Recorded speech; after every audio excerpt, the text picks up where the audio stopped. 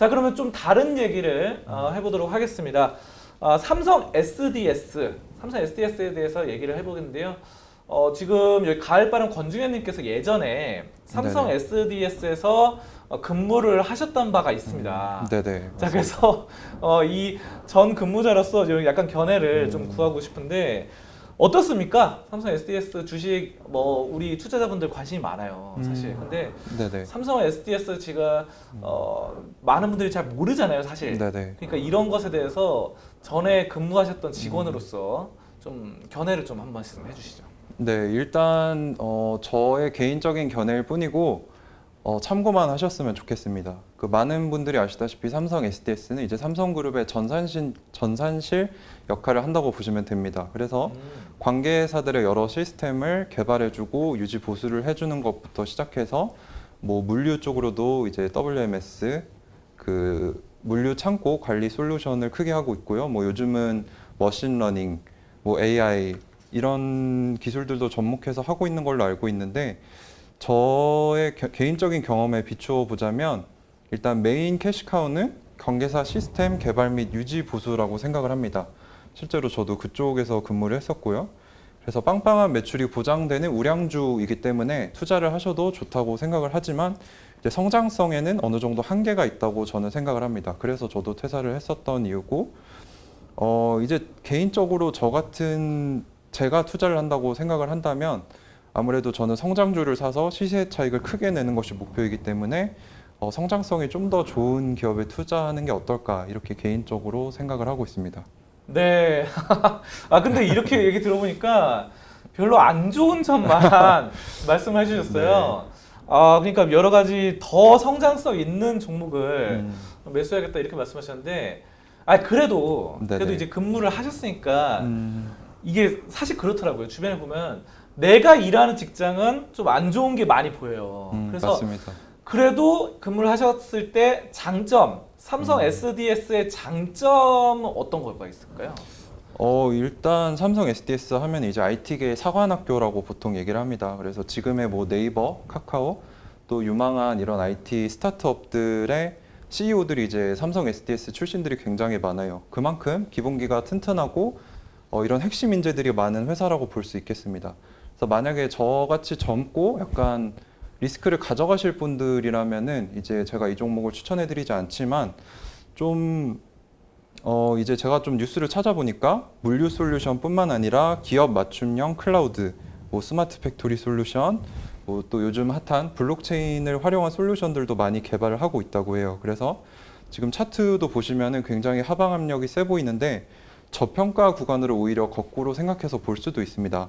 그리고 요즘 정부가 디지털 뉴딜 이런 얘기를 많이 하고 있는데 그 뉴딜의 핵심 기업으로서 정보 정책에 부합하기 때문에 이제 연령대가 좀 있으시거나 좀 더 리스크를 낮추고 싶으신 분들한테는 저평가된 우량주 그리고 또 배당도 주기 때문에 우량주, 배당주로서의 매력이 있다고도 볼 수 있겠습니다.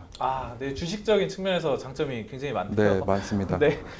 자, 그런데 제가 듣기로는 이 삼성 네네. SDS에 그 원래 AI, 네네. 인공지능, 머닝러신 이런 거 하잖아요. 네네.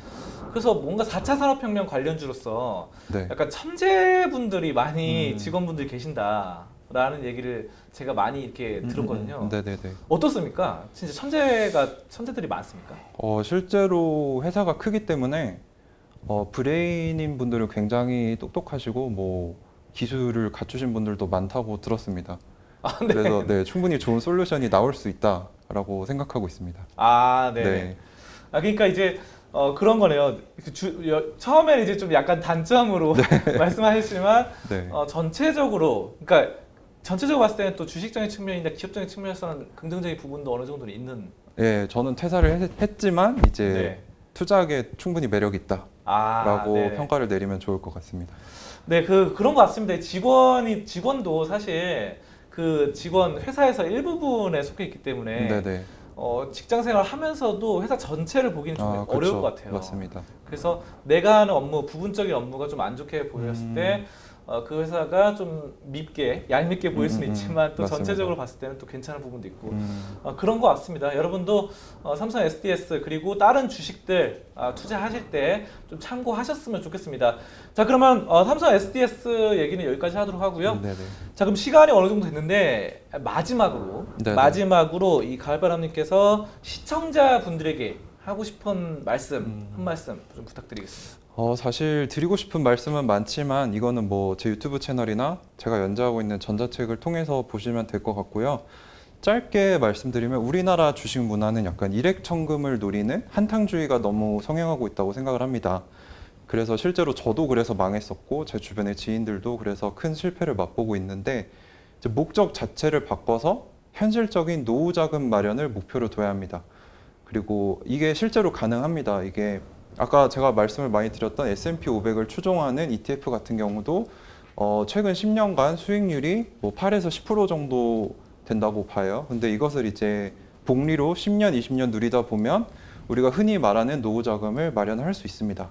근데 이제 이런 공부를 안 해보고 내가 번 돈으로 과연 내가 잘 살 수 있을까? 이런 걸 고민하는 젊으신 분들이 이제 욜로를 외치죠. 근데 욜로는 제가 보기에는 답이 아닌 것 같습니다. 골로 갈 수 있다는 거죠. 조금만 공부해보면 답이 있기 때문에 이제 남과 비교하지 말고 공부하는 것이 또 중요하다고 생각을 합니다. 제가 아까 초도에도 말씀을 드렸는데 투자는 타인과의 경주가 아니라 나만의 마라톤이라고 생각을 해요. 그래서 다른 사람이 먼저 앞서가고 있다고 무리를 하다가 넘어져서 다치면 내가 목표한 바를 이루지 못할 수도 있습니다. 그래서 나만의 마라톤으로 삼고 묵직하게 공부하면서 부자가 될 수 있는 그 정도를 걸어가셨으면 좋겠습니다. 네, 좋은 말씀 많이 들었고요. 연 10% 수익률. 네. 뭐 어떤 분들이 보시기에는 좀 낮게 보일 수 있겠지만 사실 또 은행 이자랑 비교를 해보면은 뭐 굉장합니다. 5배, 6배 네. 아니겠습니까? 굉장합니다. 그래서 여러분들이 또 투자에 있어서 좀 약간 욕심을 좀 줄이자라는 또 말씀이신 것 네네, 같아요. 맞습니다. 네, 알겠습니다. 자, 그래서 여러분들 바로 오늘 이렇게 함께 하셨는데요. 가을바람님께서 말씀하신 워렌 버핏, 워렌 버핏의 철학 함께 많이 공부를 하셨으면 좋겠습니다. 오늘 이 시간 이렇게 해서 좀 마치도록 하겠습니다. 오늘 가을바람 권중현님과 함께했습니다. 좋은 말씀 고맙습니다. 네, 감사합니다.